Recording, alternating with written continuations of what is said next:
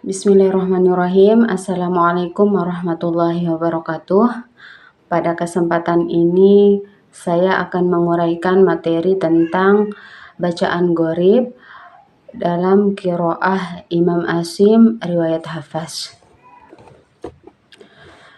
Imam-imam qura yang berjumlah 7 atau biasa disebut dengan imam qiraah sab'ah adalah para imam qura yang paling masyhur di antara para imam qura yang lain. Di antara ketujuh imam itu adalah salah satu imam qiraah yang paling banyak diikuti bacaannya. Beliau adalah Abu Bakar Asim bin Abi An-Najud atau yang lebih dikenal dengan nama Imam Asim.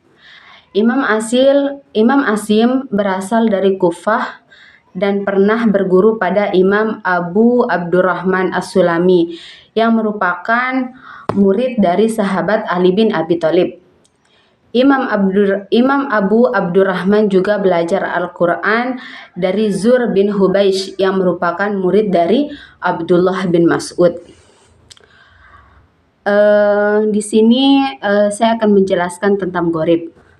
Gharib menurut bahasa artinya tersembunyi atau samar.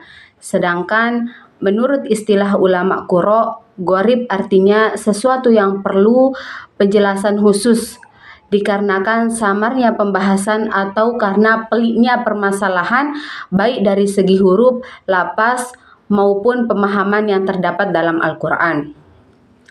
Adapun bacaan-bacaan yang dianggap gharib atau tersembunyi dalam qiraah Imam Asim riwayat Hafs diantaranya adalah imalah, ismam, saktah, tashil, naqal, ibdal, dan silah. Perbedaan bacaan-bacaan dalam qiraah Imam Asim riwayat Hafs dengan imam qiraah yang lain adalah lebih pada letak bacaan-bacaan tersebut. Yang pertama adalah imalah.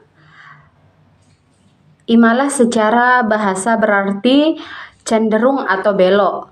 Dalam istilah qiraat, imalah berarti sedikit membunyikan fathah ke arah kasrah atau setengah kasrah dan setengah fathah sehingga bunyinya menjadi menurut Imam Hafs.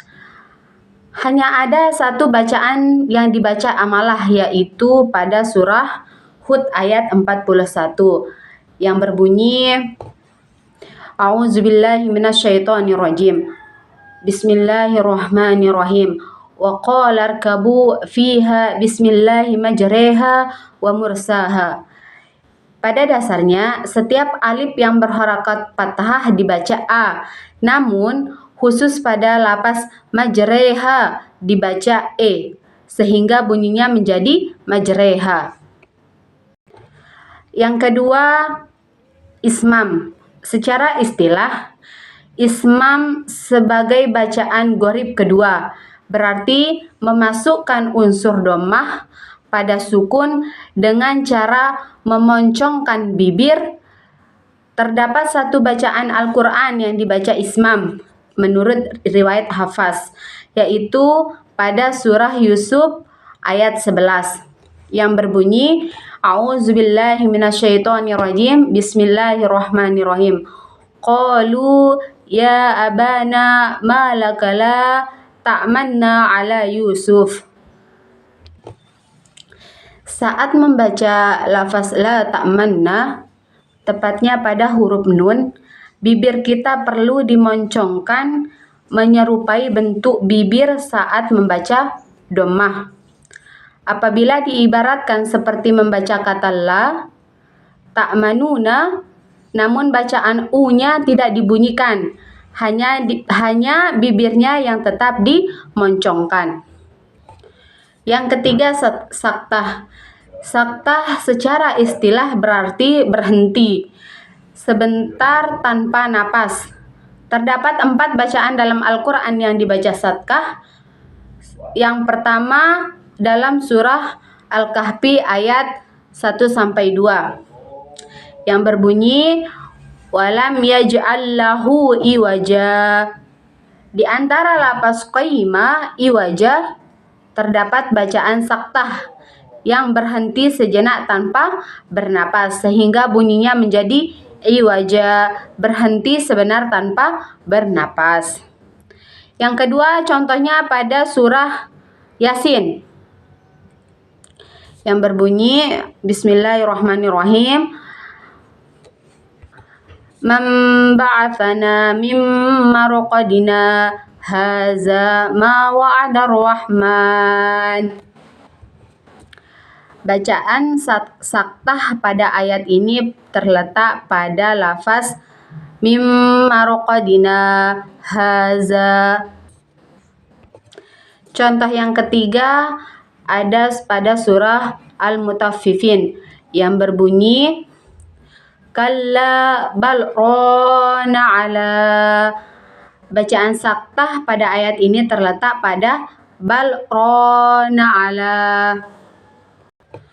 Yang keempat adalah tashil. Tashil berarti membunyikan antara hamzah dan alif. Terdapat satu bacaan dalam Al-Quran yang dibaca tashil, yaitu pada surah Fussilat ayat 44 yang berbunyi a'jamiyu wa a'rabi. Bacaan a'jamiyu semula berbunyi a'jamiyun, karena dibaca tashil bunyinya menjadi a'jamiyun. Yang kelima naqal. Naqal secara istilah adalah memindahkan harokat pada huruf sebelumnya. Dalam riwayat Hafaz terdapat satu ayat dalam Al-Quran yang dibaca naqal, yaitu pada surah Al-Hujurat ayat 11 yang berbunyi A'udzubillahi minasyaitonirrajim. Bismillahirrahmanirrahim. Bi'sal ismul fusuqu ba'dal iman. Pada bacaan Al-Quran pada umumnya lafaz bi'sal ismu dibaca bi'sal ismu. Namun karena menurut Imam Hafaz lafaz tersebut dibaca naqal, maka bunyinya menjadi bi'sal ismu. Yang keenam adalah ibdal. Ibdal dalam hal ini berarti mengganti huruf dalam sebuah bacaan. Ibdal terdiri dari beberapa macam. Pertama, badal huruf hamzah dengan ya. Huruf hamzah sukun di sini diganti menjadi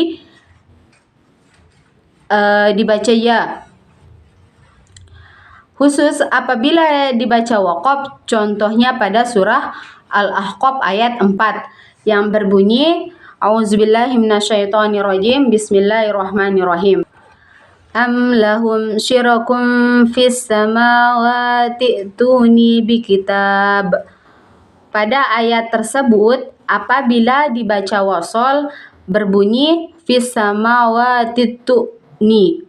Namun jika dibaca waqaf atau berhenti, bacaannya menjadi fis samawati ituni. Hamzah sukun di sini diganti dengan ya atau ituni, sehingga bacaannya menjadi panjang satu harokat dan berhukum mad tabi'i. Kedua, badal shad dengan sa.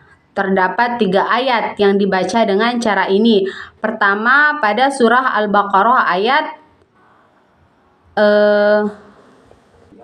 selanjutnya adalah mad dan qasar. Mad dan qasar dalam hal ini adalah bacaan khusus pada bacaan pendek menjadi panjang ataupun panjang menjadi pendek. Contohnya lafaz ana dan lakinna dibaca pendek. Contohnya pada surah Az-Zuhruf ayat 81 dan surah Al-Kahfi ayat 38.